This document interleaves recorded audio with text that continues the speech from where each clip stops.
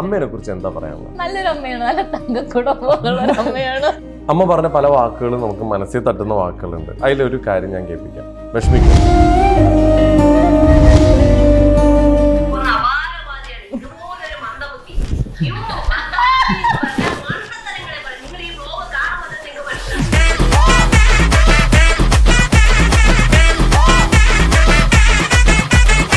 നമുക്കൊരു പണിയാം, നമുക്ക് അമ്മേനൊന്ന് വിളിച്ചാലോ?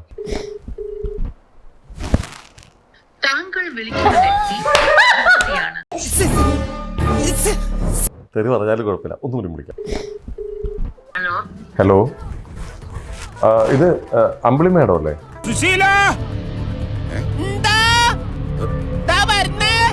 എന്റെ പേര് പ്രഭാകരൻ പിള്ള. അതായത് ഇത് കല്യാണക്കാര്യം സംസാരിക്കാൻ വേണ്ടിയിട്ടാണ്. കല്യാണം നോക്കുന്നുണ്ടെങ്കിൽ അപ്പൊ നിങ്ങൾക്ക് താല്പര്യമുണ്ടോ?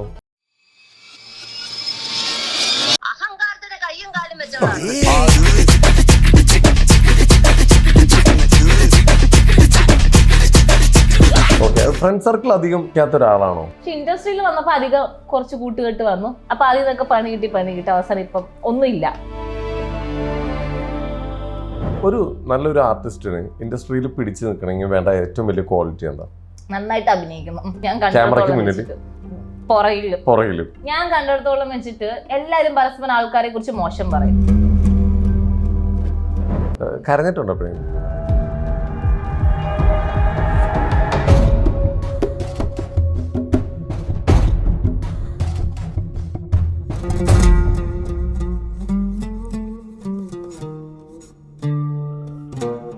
നമസ്കാരം, welcome to Jango Space. It's me Sreenath K Janardhanan. അപ്പൊ നമ്മുടെ കൂടെ ഒരു അതിഥിയുണ്ട്. ഈ അതിഥിയെ കുറിച്ച് പറയുകയാണെങ്കിൽ ഒരുപാട് പറയാനുണ്ട്, ഒരുപാട് വിശേഷങ്ങൾ പറയാനുണ്ട്. നമ്മുടെ സ്വന്തം അമൃത നായരാണ്. നമസ്കാരം, വെൽക്കം ടു അവർ ഷോ. എങ്ങനെ പോകുന്നു? സുഖമായിരിക്കുന്നു? എന്താണ് ഇപ്പൊ ലേറ്റസ്റ്റ് ആയിട്ടുള്ള നമ്മുടെ ടോം ആൻഡ് ജെസ്സി ഇതിന്റെയൊക്കെ വിശേഷങ്ങൾ എന്താണ്?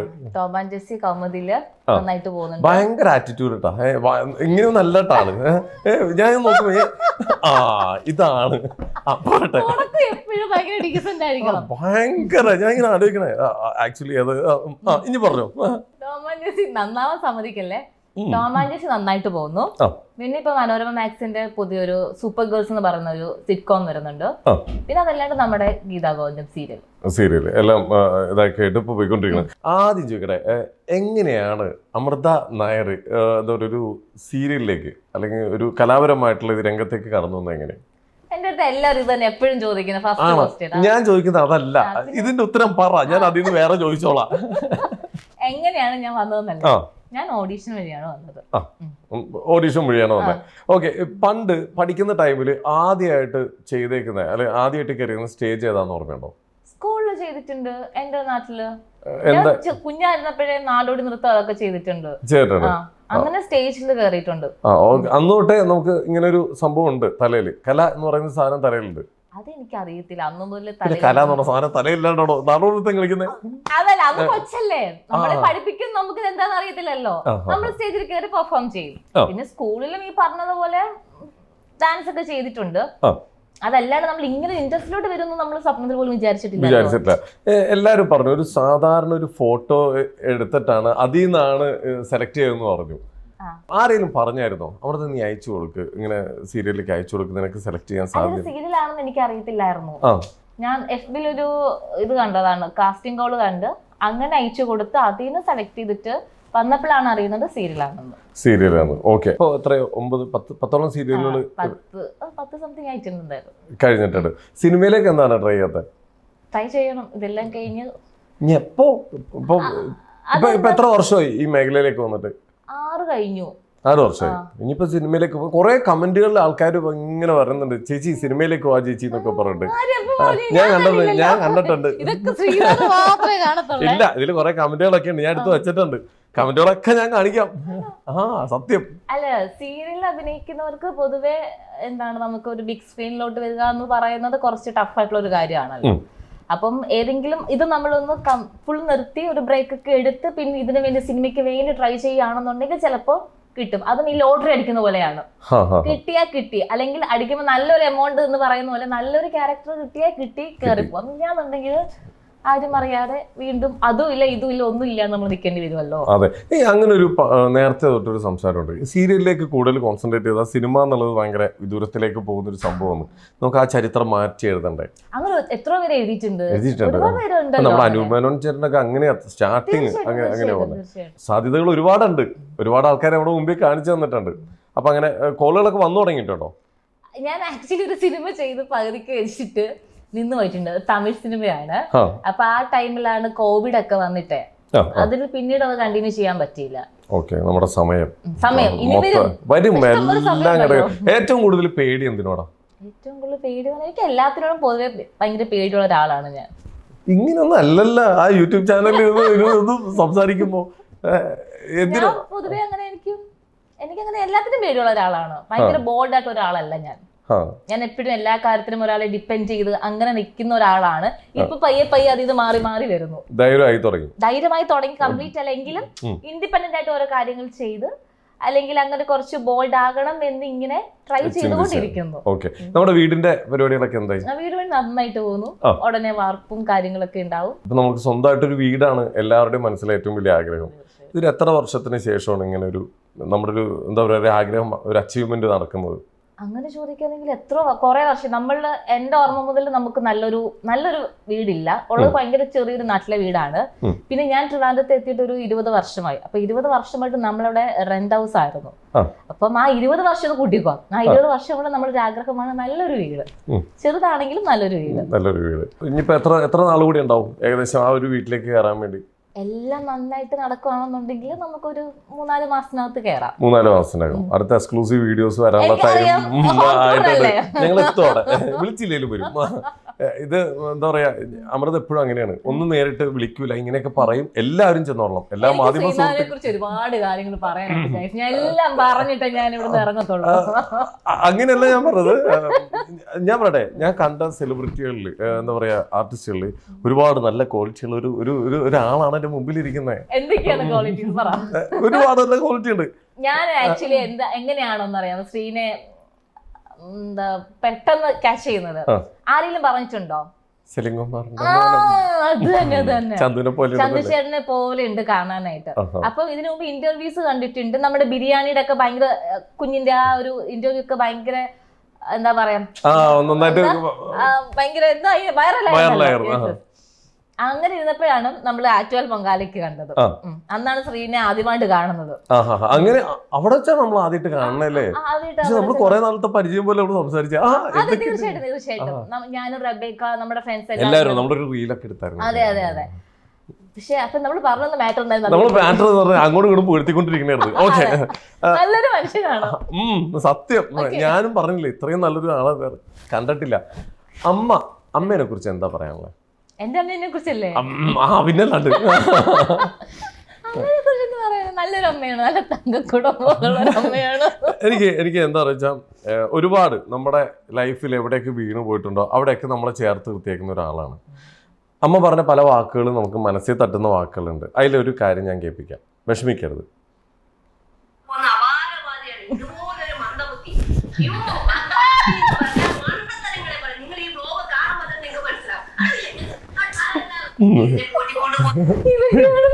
അതൊക്കെ കിട്ടും. ഇത്രയും നന്നായിട്ടൊക്കെ എങ്ങനെ പറയാൻ പറ്റും നമുക്ക്? സത്യം പറ, ആ അമ്മേനെ വീട്ടിലിട്ട് പീഡിപ്പിക്കില്ല നിങ്ങള്? ഇത് നമ്മുടെ യൂട്യൂബ് ചാനലിൽ എടുത്തതല്ലേ? സ്വന്തം യൂട്യൂബ് ചാനലിൽ തന്നെ കിട്ടിയതാ. അയ്യോ, ഇത് മനസ്സിലായില്ലേ? ഏകദേശം മനസ്സിലായി. എങ്ങനെ നിങ്ങൾ നമ്മളുടെ ബോണ്ടിങ് എങ്ങനെ വീട്ടില്? ഇതൊക്കെ തന്നെ പാവല്ലേ? ഞാൻ ഭയങ്കര പാവാണ്. ഞാൻ അമ്മയുടെ കാര്യം പറഞ്ഞേ, അമ്മേനെ കൂടി കൊടുന്നു കൂടി ഇരുത്തണമായിരുന്നു. എന്നാ അടിപൊളിയാണ്, നിങ്ങൾ വയറായാലും ആണല്ലേ? ശരിയാക്കി തരാം. അതുപോട്ടെ, കുക്ക് ചെയ്യുമായിരുന്നു? ഞാനോ?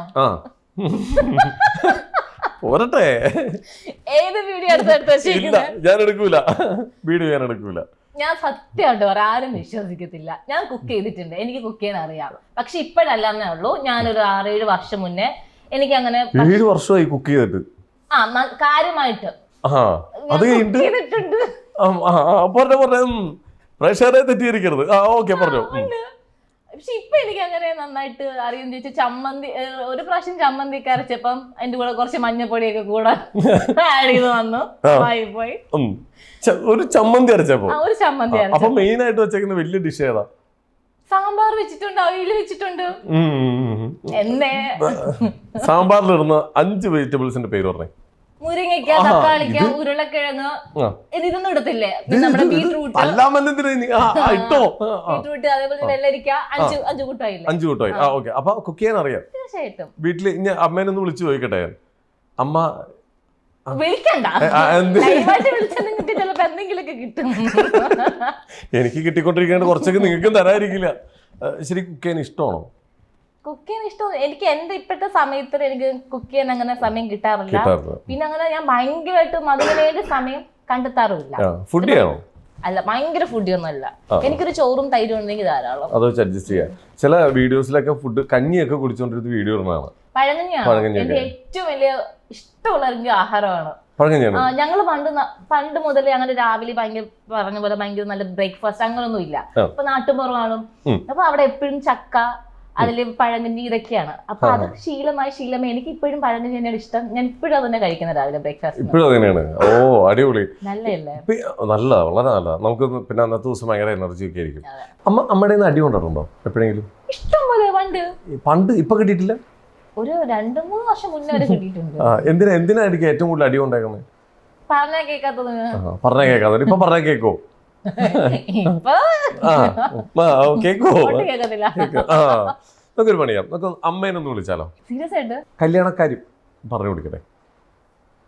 എന്താ എന്താ നോക്കുന്നുണ്ടോ വീട്ടില് കല്യാണം? ഇപ്പൊ ശരിക്കും ഉണ്ടോ? ചെറുതായിട്ടൊക്കെ.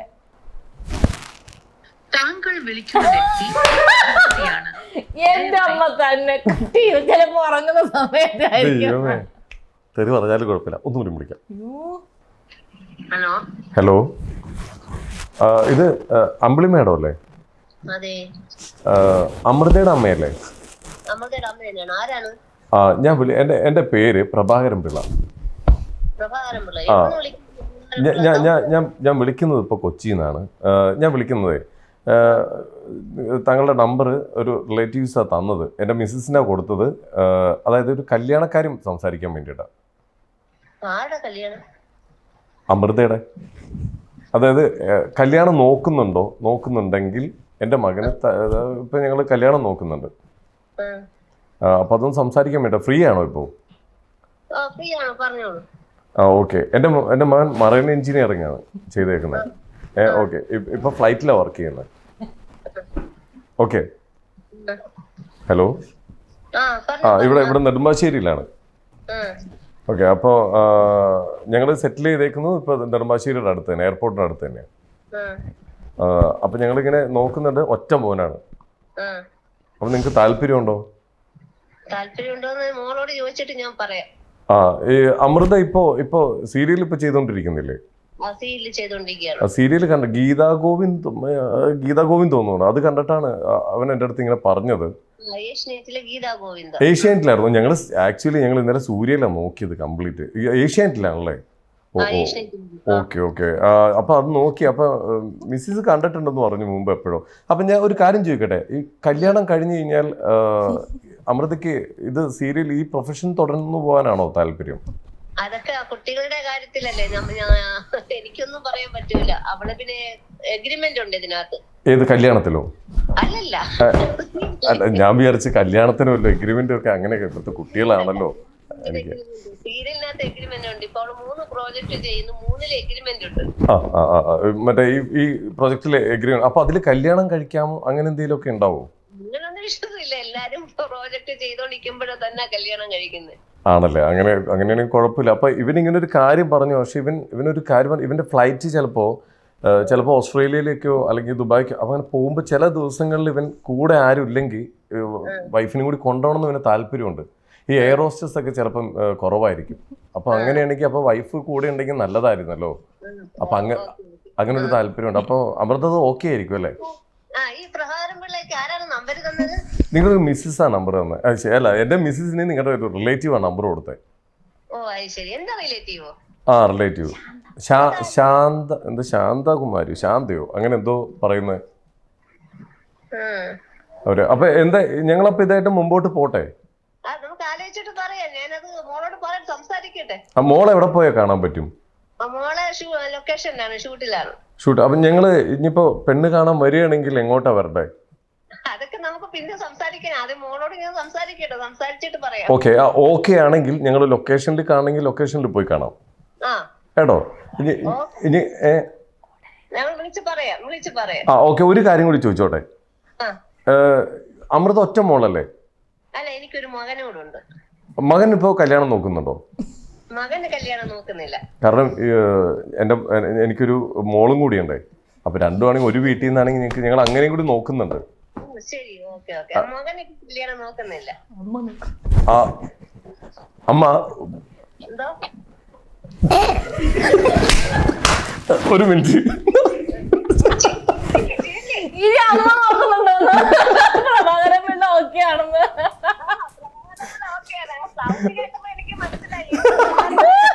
അമ്മ നോക്കണ്ടത് പറയാൻ പോലെ ഞാൻ ചിഞ്ചു വല്ല തെറിയ കേട്ടല്ല.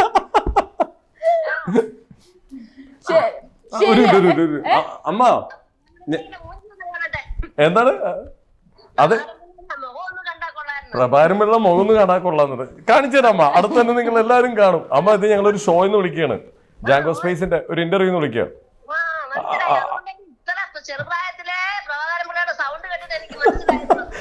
പാവം മനസ്സിലാക്കി കളഞ്ഞു. അമ്മ വേറൊരു കാര്യം ചോദിക്കാനുണ്ട്. അമൃത ഒരു കാര്യം പറഞ്ഞു, അത് ശരിയാണെന്ന് ചോദിക്കാനാ. അമൃത വീട്ടിലുണ്ടെങ്കിൽ രാവിലെ 4:30 എഴുന്നേറ്റ് വീട്ടിലെല്ലാ പണിയും കഴിഞ്ഞ് അമ്മേനെ ഭയങ്കര സേഫ് ആയിട്ടൊരു സ്ഥലത്ത് ഇരുത്തുന്നു പറയുന്നു, അത് ശരിയാണോ? തീർച്ചയായിട്ടും. പിന്നെ വെളുപ്പിന് 4:30 എഴുന്നേറ്റ് വീട്ടിലെല്ലാ പണിയും ചെയ്യൂ? പിന്നെ അവളെല്ലാ പണിയും ചെയ്തിട്ട് അവള് 4:30 എഴുന്നേറ്റ് അവളെല്ലാം ചെയ്ത് വെച്ചിട്ടാണ് അവള് ഷൂട്ടിന് പോകുന്നത്. എന്നെ എന്തൊരു കെയറിംഗ് ആണെന്നറിയാമോ? ആണോ? ഇങ്ങനെ ഒരു മകളെ കിട്ടണമെങ്കിൽ പുനർജന്മം ജനിക്കണേ. അമ്മ എന്തോ അർത്ഥം വെച്ച് പറയണ പോലെ. അങ്ങനെ ഒരു മകളെ കിട്ടി ഒരു അമ്മ അർത്ഥം വെച്ച് സംസാരിക്കും. ആ അതെ. എന്നിട്ട് ഷൂട്ട് കഴിഞ്ഞ് വന്നിട്ടും ജോലി ചെയ്യോ?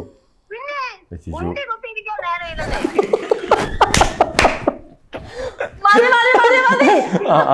അമ്മ ഒരു കാര്യം കൂടി, അമ്മ വീട്ടിലെ ഏറ്റവും നല്ലൊരു ഗായിക എന്ന് പറഞ്ഞത് ശരിയാണോ? അയ്യോ, ചിലപ്പോ ഇനി ഞാൻ പാടാൻ തുടങ്ങി കഴിഞ്ഞാൽ അടുത്ത എരുമകളൊക്കെ കയർ പൊട്ടിച്ചോണ്ട് പോകുന്ന എനിക്ക് അറിഞ്ഞുകൂടാ. അമൃത പാടാറുണ്ടോ വീട്ടില്? അതിന്റെ പാട്ട് കേട്ട് കഴിഞ്ഞാൽ പിന്നെ ഉറങ്ങാത്തവരോട് ഉറങ്ങിപ്പോകും. ഒറ്റ കാര്യം കൂടി അമ്മ, അമൃതയുടെ 3 ക്വാളിറ്റികൾ പറഞ്ഞേ. 3 ക്വാളിറ്റി. നല്ല സൽസ്വഭാവിയാണ്. ഒന്ന്. പിന്നെന്താണ്, എല്ലാ കാര്യങ്ങളും കൃത്യമായിട്ട് ചെയ്യുന്ന കുട്ടിയാണ്. ഒരെണ്ണം കൂടി. പിന്നെ അവളെന്തുവാ പ്രത്യേകിച്ച് നല്ല സ്വഭാവമാണ്, അത്രേ ഉള്ളൂ. ഇനി ഒരു മോശം കാര്യം പറയാം, ഒരൊറ്റ മോശം കാര്യം. അഹങ്കാരത്തിന് കയ്യും കാലും വെച്ചവളാണ്. അടിപൊളി. ഓക്കെ അമ്മ, താങ്ക് യു. അമ്മ മുത്താണ്, മുത്ത്. ഓക്കെ. അപ്പൊ അടുത്ത് തന്നെ നമ്മളൊന്ന് ക്യാമറ മുമ്പിൽ ഇരിക്കേണ്ടി വരും കേട്ടാ. അപ്പൊ എന്തായാലും അഭിനയമൊക്കെ തകർക്കണ്ട്, നന്നായിരിക്കട്ടെ. ഓക്കെ. പ്രഭാകരൻ കാണിക്കാം. 4 മറൈനെഞ്ചിനീയറിംഗ് പഠിച്ചിട്ട് ഫ്ലൈറ്റിൽ ജോലി ചെയ്ത മരുമോനെ കെട്ടിക്കാൻ പോയല്ലോ.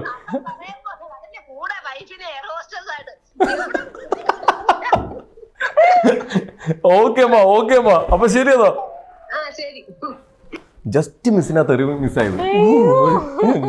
ഞാൻ ചോദിക്കാൻ പോയതാ അമ്മ നോക്കുന്നുണ്ടോ എന്തൊക്കെയാ പറഞ്ഞായിരുന്നു? വീട്ടിൽ ആരാന്ന്? വീട്ടില് അമ്മേനെ ഇത്രയും ഹെൽപ്പ് ചെയ്യുന്നു. അമ്മയുടെ പറച്ചില് തന്നെ എല്ലാം ഉണ്ട്.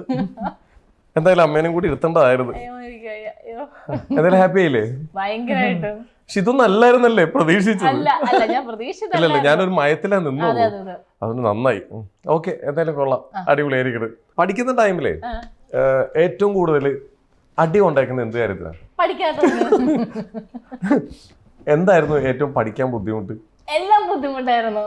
ഏറ്റവും കൂടുതൽ മാർക്ക് മേടിച്ചേക്കണം എന്തിനാ? ഏറ്റവും കൂടുതൽ മാർക്ക് വാങ്ങിച്ചത് മലയാളം സബ്ജക്റ്റിനായിരിക്കും. പണ്ട് മുതൽ കോളേജ് വരെ മലയാളം സബ്ജക്റ്റിന് എനിക്ക് മാർക്ക് ഉണ്ടാവും. ഏറ്റവും വലിയ പണിഷ്മെന്റ് കിട്ടിയേക്കണ എന്താന്ന് ഓർമ്മയുണ്ടോ? ഏറ്റവും കൂടുതൽ സ്കൂളിൽ നിന്ന് പണിഷ്മെന്റ് കിട്ടിയിരിക്കുന്നത് ക്ലാസ്സിന് പുറത്താക്കിയിരിക്കുന്നത്. അത്ര കിട്ടിയുള്ളൂ അല്ലേ? ഓക്കെ. എന്തായാലും ഇപ്പൊ ആ ടീച്ചേഴ്സിനെയൊക്കെ കാണാറുണ്ടോ? ഞാൻ ടീച്ചേഴ്സിനെ ആരെയും കണ്ടിട്ടില്ല. പിന്നെ കണ്ടിട്ടില്ല? ഇല്ല. പഠിച്ചു കഴിഞ്ഞിട്ട് പിന്നെ ആരെയും കോൺടാക്ട് ഇല്ല? ഞാനില്ല. സ്കൂൾ ആയിട്ട് യാതൊരു കണക്ഷനും ഇല്ല. ആരുമായിട്ട് കണക്ഷൻ. അന്നത്തെ ഫ്രണ്ട്സ് ആയിട്ട് കോൺടാക്ട് ഉണ്ടോ? പണ്ട് ഞാൻ നാട്ടിൽ പഠിച്ച സമയത്ത് 2 ഫ്രണ്ട്സ് ഉണ്ട്. അപ്പൊ അവര് 2 പയ്യന്മാര്, അവര് രണ്ടുപേരും, ഒരാൾ അബ്രോഡാണ്, ഒരാൾ നാട്ടിലുണ്ട്. അപ്പൊ അവര് ഇടയ്ക്ക് എന്തെങ്കിലും ഒരു മെസ്സേജ് അയക്കും, അത്രേ ഉള്ളൂ. അവരായിട്ട് വേറെ ആരായിട്ടും കോണ്ടാക്ട് ഒന്നുമില്ല. ഓക്കെ. ഫ്രണ്ട് സർക്കിൾ അധികം വെക്കാത്ത ഒരാളാണോ? വൈ? എന്താണ്? പണി കിട്ടുന്നതുകൊണ്ട്. ഇപ്പൊ തന്നെ എനിക്ക് ഇൻഡസ്ട്രിയിൽ ഞാൻ പണ്ട് മുതൽ അങ്ങനെ ഒരുപാട് ഫ്രണ്ട്ഷിപ്പ് ഉള്ള ഒരാളായിരുന്നില്ല. പക്ഷെ ഇൻഡസ്ട്രിയിൽ വന്നപ്പോ അധികം കുറച്ച് കൂട്ടുകെട്ട് വന്നു. അപ്പൊ അതിൽ നിന്നൊക്കെ പണി കിട്ടി അവസാനം ഇപ്പം ഒന്നുമില്ല. ഒരു ഇന്റർവ്യൂല് പറയുന്ന കേട്ടു, നമുക്ക് എനിക്ക് വന്നേക്കുന്ന പല ചാൻസുകളും. ഞാൻ അതിനെ കുറിച്ചൊന്നും പറയത്തില്ല. ഇത് തന്നെയല്ലേ ഇത്തിരി മുമ്പ് പറഞ്ഞത്. അത് കഴിഞ്ഞ എന്നാലും ഞാൻ ഇത്തിരി കൂടി ആലങ്കാരികമായി ചോദിച്ചാണ്. അങ്ങനെ ചാൻസുകൾ വരെ പോകുന്ന രീതിയിൽ പണി കിട്ടിയിട്ടുണ്ടോ? എന്നിട്ട് ഞാൻ പറയട്ടെ, ഇപ്പോ അതെല്ലാം പഠിച്ചില്ലേ? ഞാൻ ഒരു കാര്യം ചോദിക്കട്ടെ, ഒരു നല്ലൊരു ആർട്ടിസ്റ്റിന് ഇൻഡസ്ട്രിയിൽ പിടിച്ചു നിൽക്കണമെങ്കിൽ വേണ്ട ഏറ്റവും വലിയ ക്വാളിറ്റി എന്താ? നന്നായിട്ട് അഭിനയിക്കണം. ഞാൻ ക്യാമറയ്ക്ക് മുന്നിൽ പുറകിലും ഞാൻ കണ്ടിടത്തോളം വെച്ചിട്ട് എല്ലാരും പരസ്പരം ആൾക്കാരെ കുറിച്ച് മോശം പറയും. ഫോർ എക്സാമ്പിൾ, ഞാനിപ്പോ സീനെ കുറിച്ച് ഭയങ്കരമായിട്ട് മോശം പറയാം. ഓക്കെ, ഞാൻ ശ്രീനെ കുറിച്ച് പറയാം. അപ്പൊ ശ്രീ ആ സ്ഥലത്തില്ല, ഈ ഇൻഡസ്ട്രിയിൽ ചിലപ്പോൾ നല്ലൊരാളായിരിക്കാം. കുറച്ച് അടുത്ത നിമിഷം ഞാൻ ശ്രീനെ കാണുക, ഈ പറഞ്ഞൊക്കെ ഞാൻ നേരത്തെ മറിച്ചിട്ടിട്ട് ഞാൻ ശ്രീനെ കാണുമ്പോൾ ഭയങ്കര സ്നേഹമായിരിക്കും. ഭയങ്കര സ്നേഹം, ഭയങ്കര ജെന്യൂൻ ആയിട്ടുള്ള സ്നേഹമൊക്കെ ആയിരിക്കും. അപ്പൊ അങ്ങനെ ഒരു അഭിനയിക്കുന്ന കഴിവുണ്ടാവണം. എനിക്ക് തോന്നിയിട്ടുള്ള കാര്യം, അത്യാവശ്യം അഭിനയിക്കാൻ നന്നായിട്ട് അറിയണം. കഴിവിന്റെ അപ്പുറം ഇങ്ങനെ പിടിച്ചു നിൽക്കാനുള്ള ഒരു കഴിവ്, എന്താ പറയുന്നത്, കപ്പാസിറ്റി ഉണ്ടാവണം. ഞാൻ ഒരുപാട് പല സ്ഥലങ്ങളിൽ ഒരുപാട് എന്താ പറയാ, അത്യാവശ്യം നമ്മളെല്ലാം എക്സ്പ്ലെയിൻ ചെയ്യണമെന്നില്ല, ലൈഫിൽ ഒരുപാട് അനുഭവിച്ചിട്ടുണ്ട്, പല കാര്യങ്ങളും അനുഭവിച്ചിട്ടുണ്ട്. ഈ മേഖലയിലേക്ക് വന്നു കഴിഞ്ഞപ്പോൾ പിടിച്ചു നിൽക്കാനുള്ള ഒരു ശക്തി കിട്ടിയത് എപ്പോൾ വരാം? ഇപ്പൊ ഒരു 2 വർഷമായിട്ടേ ഉള്ളൂ. ഈ 2 വർഷം വരെ ആയിട്ടുള്ളൂ എനിക്ക് പണി കിട്ടി ഞാൻ നന്നായിട്ട് പഠിച്ചു. അപ്പൊ ഈ 2 വർഷമായിട്ട്, ഇപ്പൊ ഈ 2 വർഷം കഴിഞ്ഞ ശേഷം ഞാൻ എല്ലാം കുറച്ചുകൂടെ ഒക്കെ നോക്കിയും കണ്ടൊക്കെ ആയിരിക്കും പല കാര്യങ്ങളും തീരുമാനിക്കുന്നതും. ഇപ്പൊ അതുപോലെ ട്രാവൽ ചെയ്യുന്നതൊക്കെ ഇഷ്ടമാണോ? ഞാൻ ഇഷ്ടമാണ്, പക്ഷെ അങ്ങനെ എവിടെയും ട്രാവൽ ചെയ്തിട്ടില്ല. എനിക്ക് അങ്ങനെ സമയം കിട്ടാറില്ല, ഒന്നാമത്തെ കാര്യം. രണ്ടാമത്തെ കാര്യം, ഞാൻ കൂടുതലും ഫാമിലി ആയിട്ട് പോകുന്ന ഒരാളാണ്. എപ്പോഴും അമ്മയും ബ്രദറും കൂടെ ഉണ്ടാവാറുണ്ടല്ലേ? ഓക്കെ. ഇപ്പോ ദൂര യാത്രകളിൽ അമ്മേനെ എപ്പോഴും കൂടെ കൂട്ടാറുണ്ട്. അമ്മയാണ് നമ്മുടെ പണ്ട് തൊട്ട് നമ്മുടെ ലൊക്കേഷനിലും എല്ലാത്തിലും വന്നിരുന്നത്. അമ്മ അഭിനയിച്ചിട്ടുണ്ടോ? അമ്മ ഇപ്പൊ ചെയ്യുന്നുണ്ട്. ഏതാണ്? അമ്മ കൗമുദിലെ 1-2 പ്രോജക്ട്സിൽ ചെയ്യുന്നുണ്ട്. അമ്മയ്ക്ക് അഭിനയം തന്നെ ആഗ്രഹമായിരുന്നു? ഇഷ്ടമാണ്. അപ്പൊ അഭിനയത്തിലേക്ക് അമൃത വഴിയാണോ അമ്മ വന്നത്? അമ്മ ഞാൻ വരുന്നതിന് മുമ്പേ അമ്മ ചെയ്തിട്ടുണ്ട്. ഏതില്? കറുത്ത മുത്ത് എന്ന് പറഞ്ഞ ഏഷ്യാനിലെ അപ്പൊ അതിൽ 1-2 ഒരു ക്യാരക്ടർ ചെയ്തിട്ടുണ്ട്. അപ്പൊ അമ്മ ഓൾറെഡി ഈ ഒരു വഴിയിൽ ഉണ്ടായിരുന്നു. അതിനുശേഷമാണ് അത് കണ്ടിട്ടാണോ നമ്മള് ഇൻസ്പയർ? അല്ല, നമുക്ക് നമ്മുടെ വഴി ഒറ്റയ്ക്ക് വഴി വെട്ടിട്ടാണോ വന്നത്? ഇപ്പൊ ഗീതാ ഗോവിന്ദത്തിലെ ക്യാരക്ടർ എല്ലാവരും ഭയങ്കരമായിട്ട് ഏറ്റെടുത്തേക്കുന്ന ഒരു ക്യാരക്ടറാണ്. ആ ക്രൂവിനെ കുറിച്ച് എന്താ പറയാനുള്ളത്? നല്ല ക്രൂ ആണ്, നല്ല ആൾക്കാരാണ്. 3-3.5 വർഷമായിട്ട് തുടക്കം മുതൽ ഇതുവരെ നമ്മൾ നന്നായിട്ട് പോകുന്ന ആൾക്കാരാണ്. തുടക്കം മുതൽ ഞാനുണ്ട്. അപ്പം ആദ്യം കാസ്റ്റ് ചെയ്ത ക്രൂവിനെയൊക്കെ മാറ്റിയിട്ട് രണ്ടാമത് മാറി വന്ന ഒരാളാണ് ഞാൻ. അപ്പം അന്ന് മുതൽ ഇന്ന് വരെ എല്ലാവരും നല്ല രീതിയിൽ പോകുന്ന നല്ല സൗഹൃദങ്ങളുണ്ട്, നല്ലൊരു ടീമാണ്. ഒരു നമുക്ക് എന്താ പറയാ, നമ്മളിപ്പോ ഇത്രയും സീരിയലുകൾ വർക്ക് ചെയ്തിട്ടുള്ളതല്ലേ, അപ്പൊ നമ്മൾ ഓരോ സീരിയലിലും ഓരോ ക്രൂവിന്റെ കൂടെയാണ് നമ്മൾ വർക്ക് ചെയ്യുന്നത്. അതിൽ ഏറ്റവും കംഫർട്ട് ആയിട്ട് നിൽക്കുന്ന ഒരു ക്രൂ ഏതായിരുന്നു? നമുക്ക് യൂണിറ്റ് ആ ഒരു ക്രൂ അത് ചിലപ്പം മിക്ക ലൊക്കേഷനിലും സെയിം ആയിരിക്കും കേട്ടോ. ആർട്ടിസ്റ്റുകളായിരിക്കും എപ്പോഴും മാറി വരുന്നത്. ഭയങ്കരമായിട്ട് മിസ് ചെയ്യുന്നു എന്ന് പറഞ്ഞാൽ, എനിക്ക് റബേക്ക ഭയങ്കര കംഫർട്ടബിൾ ആയിട്ടുള്ള ഒരു ഫ്രണ്ടാണ്, നല്ല സുഹൃത്താണ് ഞങ്ങള്. അപ്പം ഞങ്ങളുടെ കളിവീട് എന്ന് പറഞ്ഞ ലൊക്കേഷൻ ഞാൻ ഏറ്റവും കൂടുതലും കൂട്ടവളായിട്ടായിരുന്നു. അപ്പൊ ആ ഒരു പുള്ളിക്കാരിയായിട്ട് ചിലപ്പോൾ ഇനിയും വർക്ക് ചെയ്യാൻ നന്നായിരിക്കും എന്ന് തോന്നുന്നുണ്ട്. പിന്നെ അതേപോലെ തന്നെ ഗീതാ ഗോവിന്ദത്തിലുണ്ട് അങ്ങനെ 1-2 പേര് ഭയങ്കര പേഴ്സണൽ ആയിട്ടുള്ളവര്. ജോഷു രേവതിയൊക്കെ ഭയങ്കര ബെസ്റ്റ് ഫ്രണ്ട്സ് ആണ്. ജോഷു എപ്പോഴും കൂടെ എപ്പോ വിളിക്കുമ്പോഴും ജോഷു ആയിരിക്കുമല്ലോ ഒരു സൈഡിലുണ്ടാവും. ജോഷിന്റെ കാലൊക്കെ ഓക്കെ ആരാണ് ഏറ്റവും കൂടുതൽ മണ്ടത്തരം? ഞങ്ങൾ 3 പേരും ഒറ്റ കമ്പില് കെട്ടാം. ജോഷു, ഞാൻ, രേവതി 3 പേരാണ് ഏറ്റവും കൂടുതൽ. അതിൽ കുറച്ച് കൂടുതൽ ഞാനാവുന്നുള്ളൂ. എന്താ സ്വന്തമായിട്ട് അങ്ങോട്ട് പറയാ. അവര് കുറച്ചും കൂടി എന്നെക്കാൾ ഇളയതാണ് രേവതി. പക്ഷെ ചില കാര്യങ്ങൾക്ക് എന്നെക്കാളും നല്ല മെച്യൂരിറ്റി അവൾക്കുണ്ട്. പിന്നെ ഓരോ കാര്യങ്ങൾക്കും അതുപോലെ തന്നെയാണ് ജോഷിക്ക് ഇടയ്ക്ക് പരിക്കും കിട്ടാറുണ്ട്. ഉണ്ട്. അവളിങ്ങനെ ആവശ്യമില്ലാത്ത കാര്യത്തിൽ ഇപ്പൊ ഇടപെടും. സ്വന്തമല്ലാത്ത കാര്യത്തിൽ ഫ്രണ്ട്സുകൾക്ക് വേണ്ടിയാണെങ്കിലും ഇപ്പൊ ഇടപെട്ട് അവൾ അങ്ങനെയാണ് കൂടുതലും പണി വാങ്ങിച്ചു വെക്കാറുള്ളത്. ലാസ്റ്റ് കാലൊടിഞ്ഞത് ആരാ തല്ലുപിടിച്ചത്? അത് അവളുടെ കയ്യിൽക്കൊണ്ട് എല്ലാവർക്കും കിട്ടാറുണ്ട്. എപ്പോഴെങ്കിലും ഷൂട്ടിന്റെ ഇടയിൽ പരിക്ക് പറ്റിയിരുന്നോ? ഉണ്ടോന്ന് ഗീതാഗോദ്യത്തിന്റെ ലൊക്കേഷനിൽ നിന്ന് എന്താ പറ്റിയ? അന്നൊരു വലിയൊരു സീനാണ്. അപ്പം ഈ രേഖാന്ത ക്യാരക്ടർ മൊത്തത്തിൽ തകർന്നു നിൽക്കുക ഹസ്ബൻഡിന്റെ സൈഡിലുള്ള എല്ലാ പ്രഷറും കാരണം. അപ്പൊ ഇങ്ങനെ പുള്ളിക്കാരൻ ചോദ്യം ചെയ്യുന്ന വഴിയില് പുള്ളിക്കാരൻ അപ്പൊ അന്ന് ഈ സീൻ പറഞ്ഞപ്പം രേഖ നന്നായിട്ട് പെർഫോം ചെയ്യണം. അപ്പൊ എല്ലാ ആർട്ടിസ്റ്റും ഉണ്ട്. അപ്പൊ എനിക്ക് ഭയങ്കരമായിട്ട് BP കൂടിയതാണോ കുറഞ്ഞാണെന്ന് അറിയില്ല. ഞാൻ ഭയങ്കര ടെൻഷൻ ആയിരുന്നു ആ ഒരു സീൻ ചെയ്യാൻ നേരത്തെ. അപ്പൊ ഇങ്ങനെ ഹസ്ബൻഡായിട്ട് വർക്ക് ചെയ്യുന്ന പുള്ളി എന്നെ ഇങ്ങനെ പിടിച്ച് തള്ളണം. നമ്മൾ നന്നായിട്ട് അടിക്കണം. അടിച്ചിട്ട് പുള്ളി ഇങ്ങനെ തള്ളണം. 1-2 ടേക്ക് പോയി. 3-ാമത്തെ ടേക്കിലൊന്നാന്ന് തോന്നുന്നു. റിഹേഴ്സൽ പോയി കഴിഞ്ഞിട്ടുള്ള ടേക്കില് പുള്ളി പിടിച്ച് തള്ളിയതും ഞാനൊരു സിൽക്ക് സാരിയാണ് കൊടുത്തത്. ആ തള്ളുന്ന വഴിക്ക് പുള്ളി എന്റെ സാരിയിലും കൂടെ കയറി ചവിട്ടിയിരുന്നു. അപ്പൊ അങ്ങനെ മറിഞ്ഞടിച്ച് വീണത് തറയിലായിപ്പോയി. നേരെ ചെന്ന് തല ഇടിച്ചു. പിന്നെ എനിക്ക് കുറെ നേരത്തേക്ക് ബോധമൊന്നും ഉണ്ടായിരുന്നില്ല. കുറച്ച് തപ്പി നോക്കിയപ്പോ ഇങ്ങനെ വലിയൊരു ബോള് മാത്രമുണ്ട് ഇവിടെ. ശക്കെല്ലാം കൂടെ ഒന്ന് മാറിയായിരുന്നെങ്കിൽ ആ ഒരു അവിടെ ഒരു ഡിസൈൻ പോലെ ഉണ്ടായിരുന്നു ഒരു ടൈൽസിന്റെ. അപ്പൊ അത് മുറിഞ്ഞു കിടക്കാണ്. അവിടെ ചെന്ന് ഇടിച്ചിരുന്നെങ്കിൽ തല ഇങ്ങനെ പരിക്കുകളൊക്കെ ഇടയ്ക്ക് അവിടെ നിന്ന് കിട്ടാറുണ്ടല്ലേ? ഓക്കെ, എന്തായാലും ഇനിയിപ്പോൾ നമ്മൾ സീരിയൽ ഇതൊക്കെ മാറ്റി വെച്ച് കഴിഞ്ഞാൽ ഒന്നുകൂടി ലൈഫിലേക്ക് തന്നെ കേട്ടോ. പഠിക്കുന്ന ടൈമിലില്ലേ നമ്മൾ 10th ഒക്കെ കഴിഞ്ഞിങ്ങനെ വന്നു കഴിഞ്ഞിട്ട് ഈ സീരിയൽ ഇതൊക്കെ ഒരു സൈഡിൽ നടക്കുന്നു. ഇതിലെത്തിയില്ലായിരുന്നെങ്കിൽ എങ്ങോട്ട് പോയേനെ? ഞാൻ പ്രൈവറ്റ് ഫേമിൽ ഫസ്റ്റ് വർക്ക് ചെയ്തോണ്ടിരുന്നത് ട്രിവാൻഡ്രത്ത് തന്നെ. ഡിഗ്രി 2nd ഇയർ കഴിഞ്ഞു. 3rd ഇയർ ഞാൻ ജോലിക്ക് കയറി. അപ്പൊ ആ ടൈമിലാണ് ജോലിക്ക് കയറി 1 വർഷം കഴിഞ്ഞിട്ടാണ് ഈ ഓഡിഷൻ ഇങ്ങനെ കണ്ട് ചുമ്മാ അയച്ചത്. അപ്പം ഒരുപക്ഷെ ചിലപ്പോ ആ ഒരു ഇൻഡസ്ട്രിയിൽ തന്നെ ആ ഒരു മേഖലയിൽ തന്നെ നിന്ന് അങ്ങനെ അങ്ങ് പോയേനെ. ഒരു നോർമൽ ആയിട്ടുള്ള ഒരു ലൈഫ്. ആദ്യമായിട്ട് ജോലി ചെയ്തത് എവിടെ? ട്രിവാൻഡ്രത്താണ്. സുസുക്കി എന്ന് പറയുന്ന ഒരു ബ്രാൻഡിലായിരുന്നു ഞാൻ വർക്ക് ചെയ്തോണ്ടിരുന്നത്. 2 വീലേഴ്സിന്റെ. അങ്ങനെ ചെറിയ ജോലികളാണെന്ന് ആദ്യം ചെയ്തിരുന്നത്. ഒറ്റ ജോലി ചെയ്തിട്ടുള്ളൂ. അത് മാത്രം ചെയ്തിട്ട് എത്ര ആള് വർക്ക് ചെയ്ത്? ഞാൻ 1.5 വർഷം. 1.5 വർഷം വർക്ക് ചെയ്യായിരുന്നു. പിന്നെ എപ്പോഴാണ് അഭിനയമാണ് ഇതാണ് എന്റെ തൊഴിലെന്ന് ഫിക്സ് ചെയ്ത ആ സീരിയലിലേക്ക് കയറിയ? എനിക്ക് പണ്ട് മുതലേ അമ്മമ്മ സീരിയലൊക്കെ കാണുമ്പോൾ ഈ വനിതാ അവാർഡും ഏഷ്യാനെറ്റ് അവാർഡ് ഒക്കെ വരുമ്പോൾ ആളുകൾ ഇങ്ങനെ സ്റ്റേജിൽ ഒരു അവാർഡ് മേടിക്കുമല്ലോ. അതെനിക്ക് ഭയങ്കര ഇഷ്ടമുള്ള കാര്യമാണ്. എന്തെങ്കിലും ലൈഫിൽ ഒരു അവാർഡ് മേടിക്കണം. പക്ഷെ അത് ചെറുതിലുള്ള ഒരു തോട്ടാണെന്ന് എങ്ങനെയാണ് എന്താണെന്ന് എനിക്ക് അറിയത്തില്ല. അപ്പം ഇങ്ങനെ ഒരു ഓഡിഷൻ കണ്ടപ്പോ ചുമ്മാ അയച്ചതാ, വെറുതെ അയച്ചതാ. അന്ന് തന്നെ എന്തുകൊണ്ടാണ് എന്ത് കണ്ടിട്ടാണ് അവരെടുത്തതെന്നും കൂടി എനിക്ക് അറിയത്തില്ല. അഭിനയിക്കാൻ അറിയത്തില്ല, വലിയ ഗുഡ് ലുക്കിംഗ് ഒന്നുമല്ല. എന്നിട്ട് എനിക്ക് കിട്ടി, എന്തോ ഒരു ലക്കിനെ കിട്ടിയതാണ്. ആദ്യമായിട്ട് ഇപ്പൊ സീരിയൽ എന്ന് പറഞ്ഞാൽ ഇപ്പൊ സിനിമേനെക്കാട്ടി ടഫാണ് അഭിനയിക്കുക. കാരണം നമ്മൾ ഒരേ ടൈമിൽ ഒരുപാട് കാര്യങ്ങൾ നോക്കണം.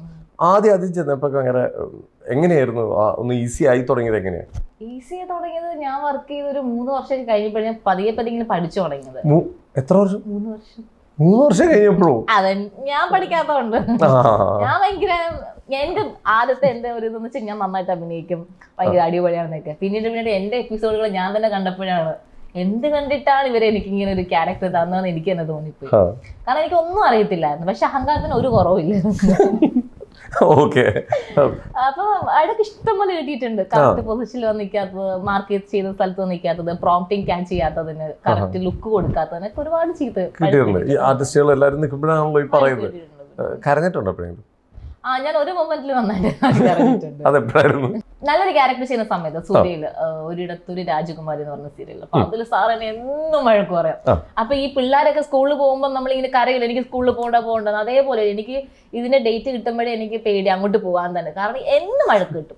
സാർ ഭയങ്കര മോശമായിട്ട് സംസാരിക്കും. നല്ല രീതിയിൽ സീരിയലിന് നല്ലതിന് വേണ്ടിയിട്ട് പറയാം. അപ്പം എല്ലാവർക്കും അറിയാം രാവിലെ ഇവിടെ വന്ന് ചീത്ത വിളിക്കാനുള്ള ചീത്ത വിളി കേൾക്കാം എന്നുള്ള. അതിൽ 1-2 ആൾക്കാരെ സ്ഥിരമായിട്ട് വിളിക്കും. അതിലൊരാൾ ഞാനായിരുന്നു. ഭയങ്കര മോശം വാക്കുകൾ ഉപയോഗിക്കുമ്പം ഒരു ദിവസം ഭക്ഷണം ഒന്നും കഴിക്കാതിരുന്നിട്ടുണ്ട്. കരഞ്ഞു പോയിട്ടുണ്ട്. കരഞ്ഞ് അവിടെ ഇരുന്നു, വെക്കേഷൻ ഇരുന്നു. പിന്നെ എന്താ ചെയ്യാൻ, അതൊക്കെ നമ്മള് ഇൻഡസ്ട്രിയിൽ നിൽക്കണമെങ്കിൽ ഫേസ് ചെയ്തേ പറ്റത്തുള്ളൂ. ഞാൻ തിരിച്ചു പറയും, എനിക്ക് അങ്ങനെ കേട്ട് നിൽക്കാൻ